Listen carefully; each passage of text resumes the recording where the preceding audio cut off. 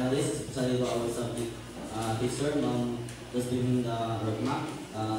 Our panelists, Ma'am Permanent Juliet Pinoy, Sir Frankie Manuel Carrasco, and also Ma'am Marie Mahugani Dalman and Rosalina Mandalan. Thank you for this opportunity to present our research paper entitled Positive Influence of Smartphones on the Academic Outcome among Rated Students. Before we start, I would like to introduce ourselves. My name is Roston Sigan. My name is Valerie Mustawa. My name is Angel Wendy Masi. My name is Ewa Jacob.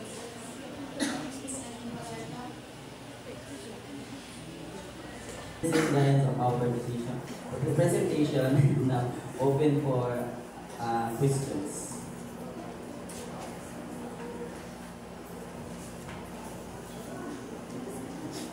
Okay, so Lisa, good morning.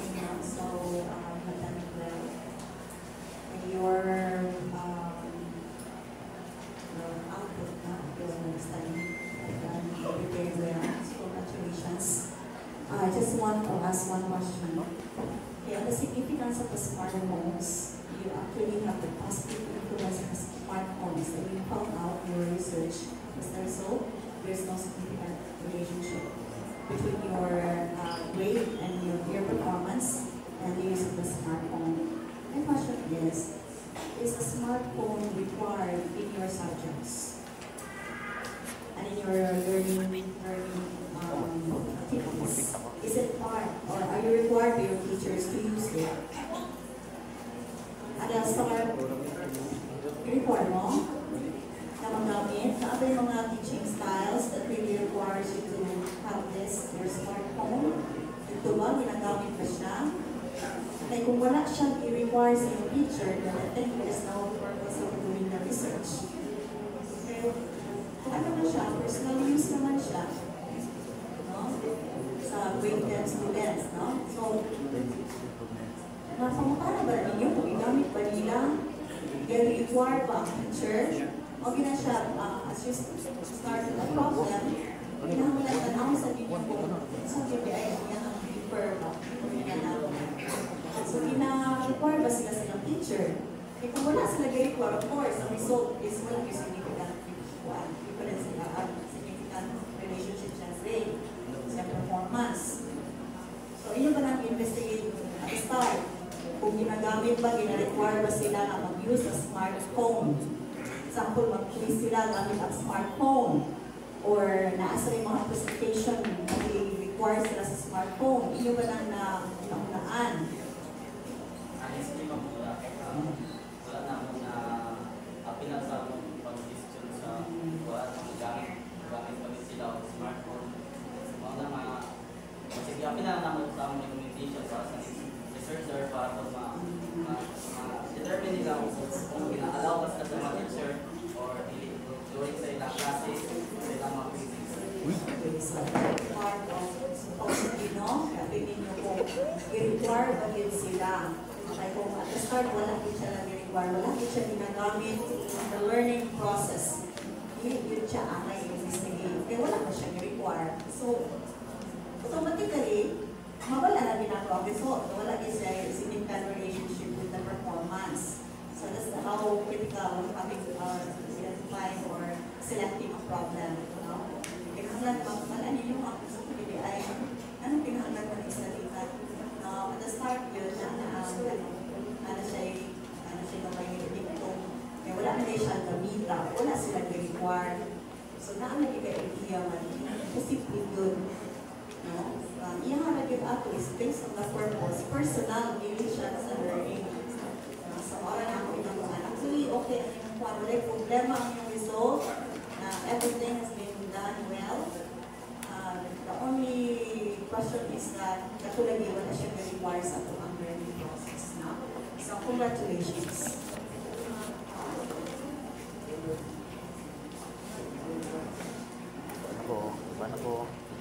Good morning, we made it this far.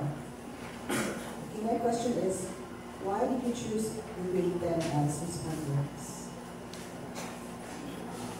We chose with this student responded because based on our observation, nowadays there's a lot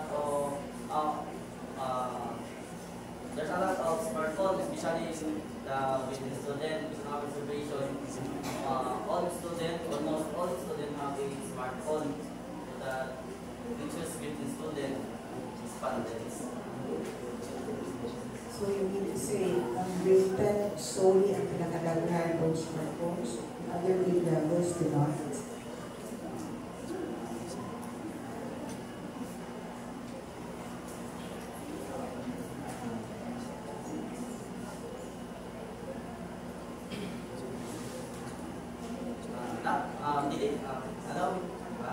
Allow me to speak in Israel, ma'am.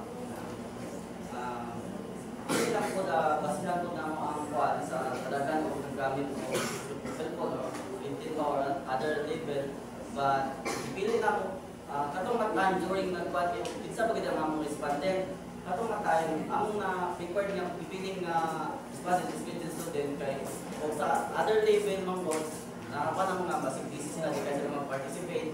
So ang napili ang grade 10 student kay makainon man na sila nga naaga pong research sa future. So mas nakakuha na mag-participate sila kay kabalo sila nga abot na sa senior high school is naaga po sila yung research.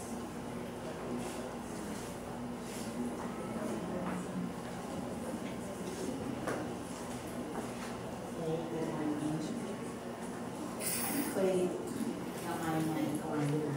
Ano ba din siya yung title ng last na?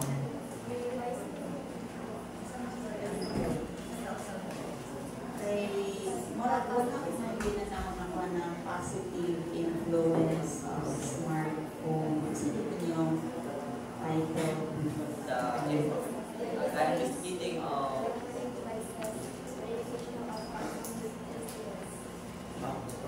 Kaya sa title pa lang magpagdiyadaan, magkakaroon ng positive influence. So,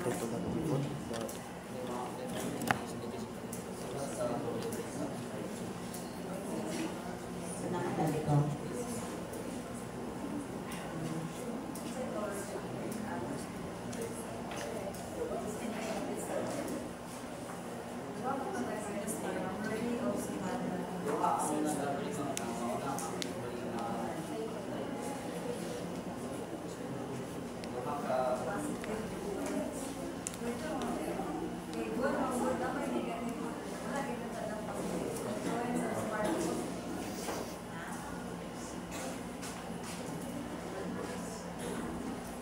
Okay, so, ang next lang kayo, ako lang i-suggest, nag-become yung list of tables.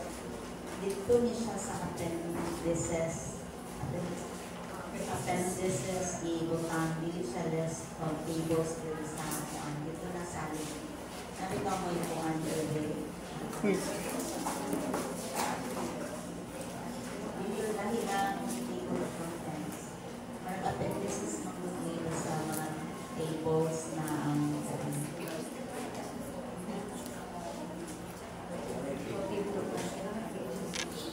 dito pangalan siya kung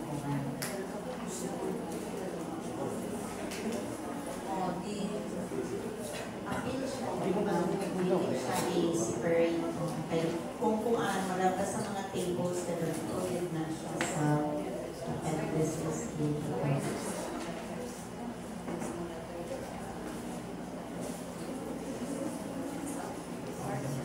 So, part na lang siya pwede na siya ibutang.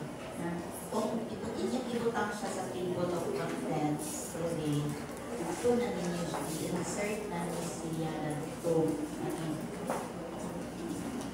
Ngayon, kung dili, ito dito sa appendices ng ang mga tables.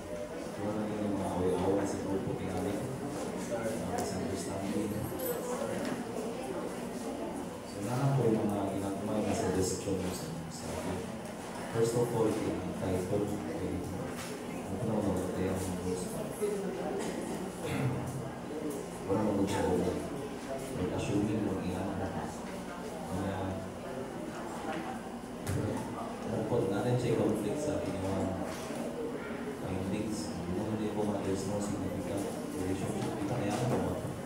So, siguro,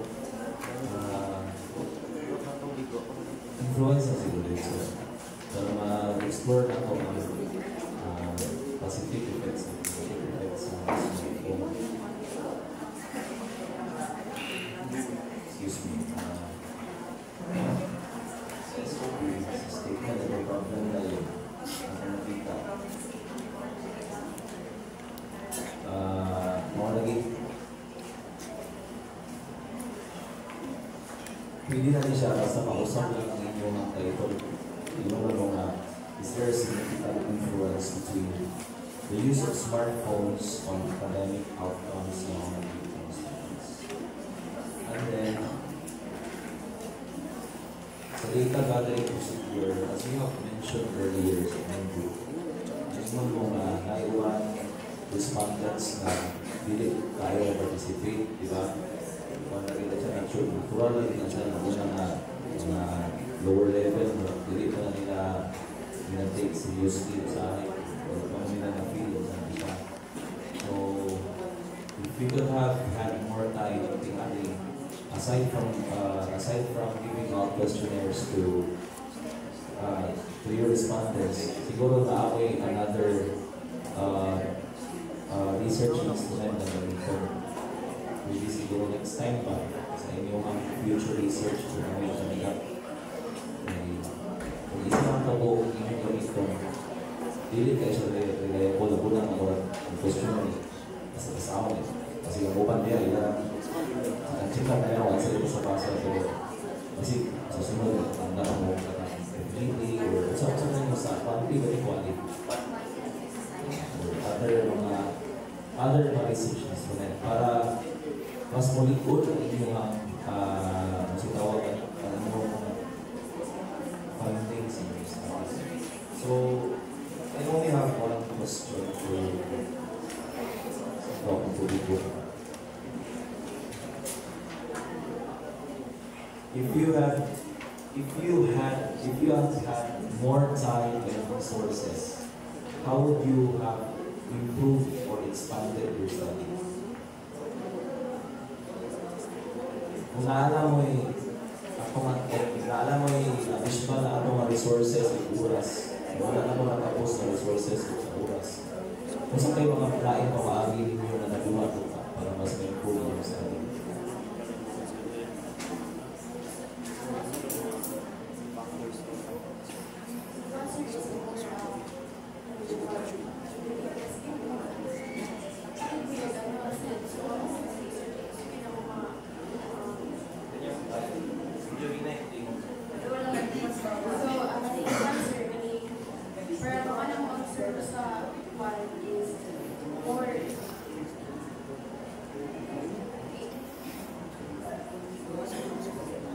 In addition, kung naalawin bitaw taas bitaw matay, so siguro ang inugang sa mga parang suligon bitaw ang resulta sa among research, siguro mag-add me o kanang respondent or proposition sa mag-add me. Namo rin ang focus namin sa grade 10 karon, siguro mas magkuha ni dako ng sample size para mas makuha nito ang dikon nga findings o ako pong i-appeal ang kung sa mga study habits ng mga student, kung sa ang pamaagi pag-study gamit ang ilang smartphone kay sa result kay man wala gyud nakabase ang epekto sa smartphone sa ilang outcome kay kuan man siya nakadepende sa lain ng mga factors siguro kaning mga study habits siguro narami time isa po na sa among apilon sa among research para mas makuha na mo ang